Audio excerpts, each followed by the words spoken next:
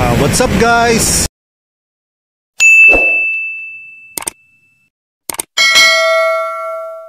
It's me Vlog Jack and welcome back sa aking YouTube channel. At kung bago pa lang kayo sa aking YouTube channel ay huwag niyong kalimutan na i-click ang aking subscribe button. Sama niyo rin ang aking bell notification para maging updated kayo sa mga videos na i-upload ko pa. Alright, so mga ka-premium, andito tayo ngayon sa Premium Bikes Congressional Branch dito sa Lot 13 and 14 Block 6 One Raffles Building. Yan, ito po. Congressional Avenue Project 8 Bahay Toro. So andito tayo sa branch natin dito sa Congressional. Ayan, along Congressional po siya. Ayan, ito along Congressional. Tapat po kami ng East West Bank Congressional. Nandun yung Mindanao Avenue, tapos pa Bahay Toro. Ayan, dito. Right, so yeah, malolocate nyo. Basta hanapin na lang, i-waste na lang to, One Raffles Building Congressional. At makikita nyo na yung branch namin dito sa Congressional Avenue, ang Premium Bikes Congressional Branch. So yun, at papakilala ko na yung unit na nandito ngayon sa aming branch. So tara, pasok na tayo sa loob at pakita ko na sa inyo yung unit. Alright, so isang montage dyan. 1, 2, 3, go!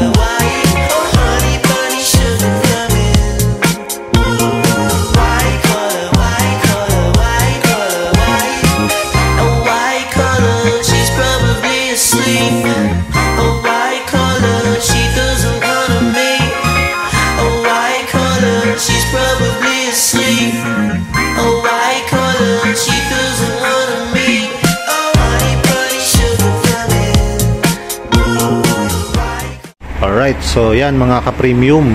So ito na po ang ating Suzuki Access 125. Yan. So ito yung bagong unit ni Suzuki na scooter na classic at mala retro style. Ayan, solid, napakaganda.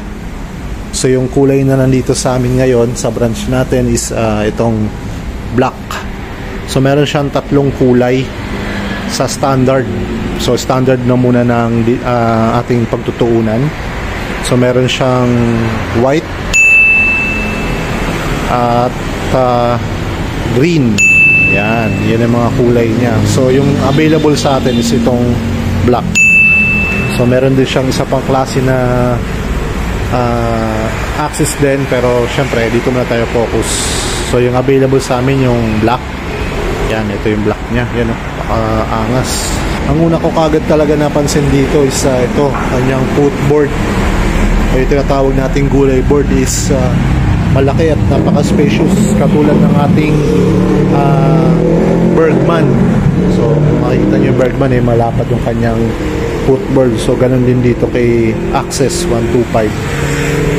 Malawak ang kanyang footboard at marami kayong pwedeng ilagay. Tapos sunod na napansin ko dito is itong kanyang fender. Ayan, yung fender niya is bakal. Ayan, hindi tulad ng mga iba is plastic. plastic to, pero dito bakal. At maganda rin yung kanyang pintura at hindi basta-basta matatanggal. Alright. Then yung kanyang headlight, ayan, LED. Ayan, no? Tapos may garnish na silver siya, o chrome pala, sorry, chrome. Ayan, no? Yan, makikita nyo kaagad yung Suzuki dito na logo. At ito, may parking light din siya. Yan, umiilaw. Ito, yung kanyang signal light, left and right. Bulb naman po siya, baga ano, hindi siya LED. So buksan natin kanyang ilaw. Yan, no? Yan yung isang box, mga ka-preview. At napakaliwanag sa signal light. Yan, no? And right. Yan. Ganyan siya. At meron din siyang hazard. Yan, no? Meron din siyang hazard. At sa likod. Yan. So yung sa likod is LED. So yung dalawang signal light niya is bulb lang po. Alright, so yung panel, ayan, analog siya. Then makikita nyo na meron na siyang battery indicator. So madadetermine nyo kung nalolobat ng ating battery. Yan, oh, ilaw, analog siya pero simple, pero napakaganda, elegant. Tapos meron na rin siyang charger port. Yan, oh, at umiilaw siya. Trip A, trip B, oras. So meron din siyang oras. Ayan, empty, gas, wala pang gas. So kanyang shutter key, ayan, meron siyang safety features na rin na makikita nyo na talagang may anti-lock system siya. So yung pagbukas ng upuan nandito na rin, ipupush nyo lang din papunta dito. Ayan, at mabubuksan nyo na yung upuan. So yun ang kanyang upuan. Sobrang lawak.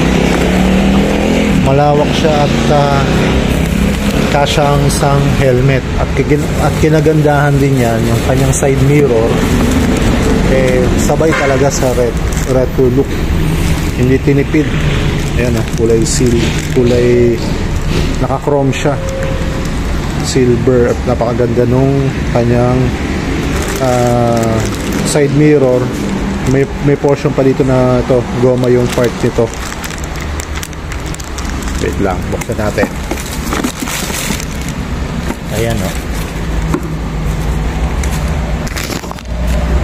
Ayan siya. Kita pala mukha ko. Ayan, oh. Then goma yung part na to. Talagang napakaganda.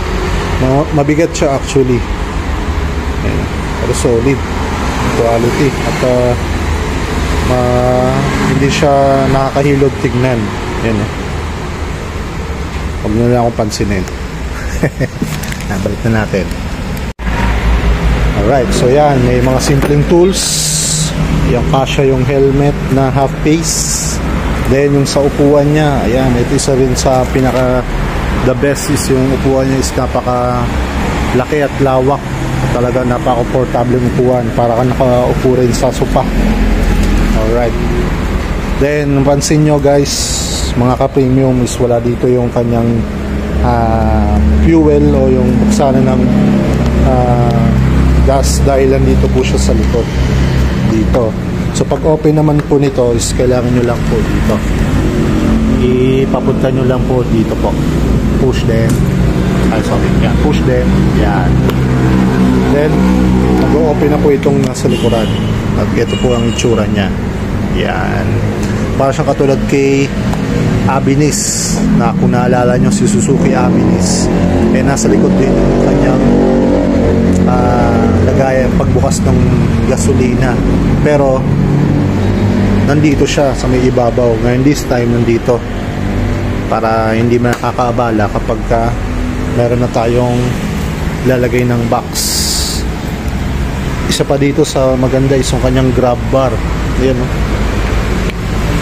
Simple at pero napaka okay na hawakan, hindi masakit sa kamay. Ayan. So yan, no? So dagdag na rin natin yung mga feature niya dito sa may manibela, meron siya kill switch. Yan, para talagang dagdag na safety rin sa motor. Hazard. Yan, panel analog. High and low beam. Then may passing light. Yan. Tapos signal light, left and right. At start, push button. Horn. Tapos yung push button nya, ito na rin, dito na rin po. Ayan, pag pinindot nyo. Alright, quality.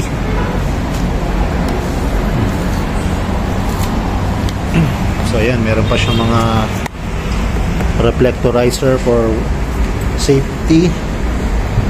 Ayan, ayun, solid.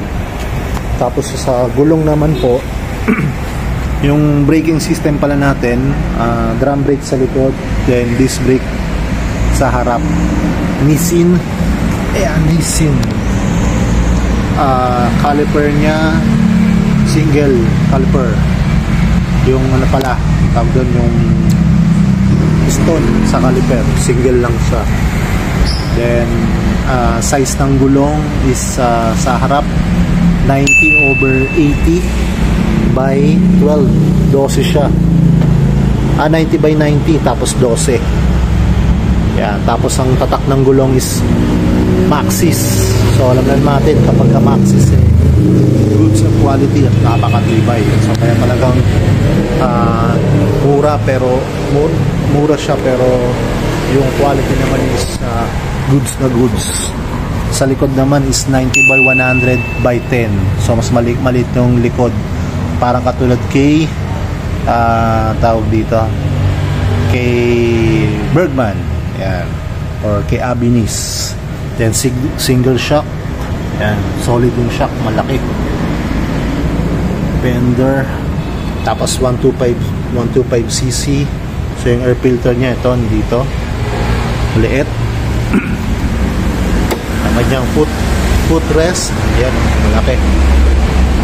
At nakatago dito sa gilid. So meron siyang mga bulsa din.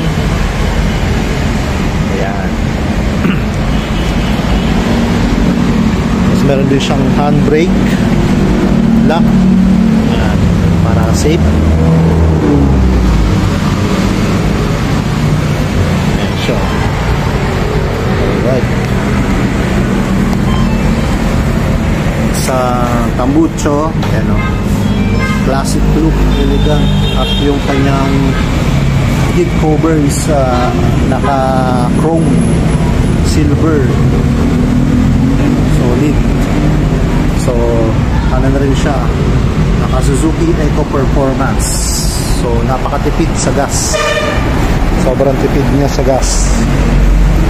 So right, yan ang ating Suzuki Access 125, affordable na super quality at talagang bago sa paningin natin, bago ni Suzuki na unit. Ayan, no? Alright, so for the price, so ito na kung magkano yung presyo nya. Ito talaga hinihintay natin kung magkano yung presyo nya. So banggitin na natin. Alright, mga ka-premium, so andito na tayo sa part ng kung magkano yung ating Suzuki Access 125, kung magkano yung presyo nya sa cash and installment.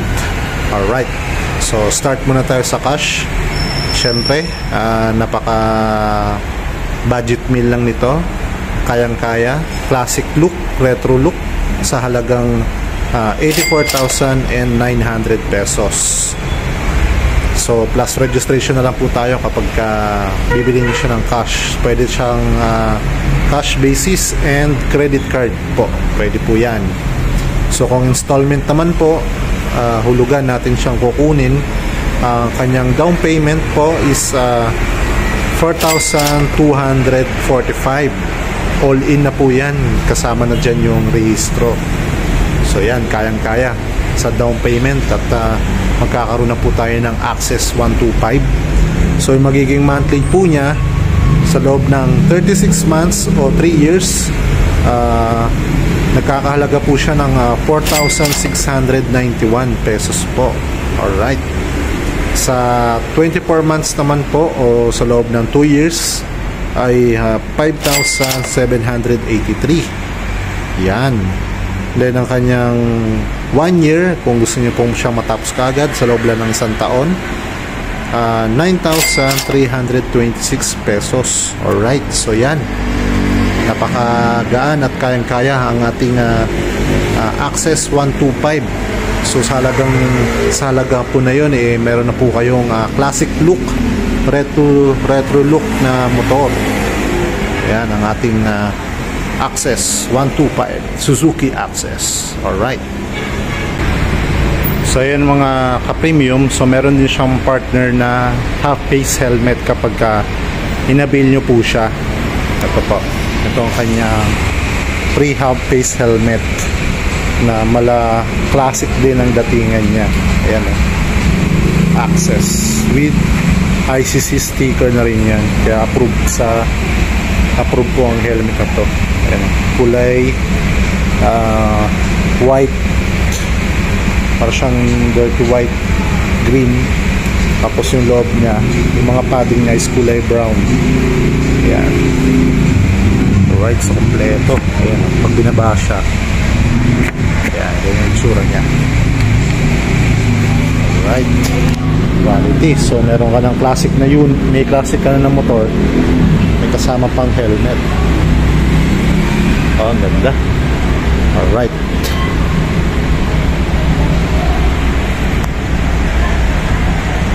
Alright mga ka-premium, so come and visit na lang po dito sa branch namin, dito sa Congressional Avenue. So yan, pwede po natin i-avail to ng installment and cash. So yun, simple nga na lang, video lang po para i-introduce itong Suzuki Access. So yun, hanggang dito na lang. Always remember, ride safe, peace out.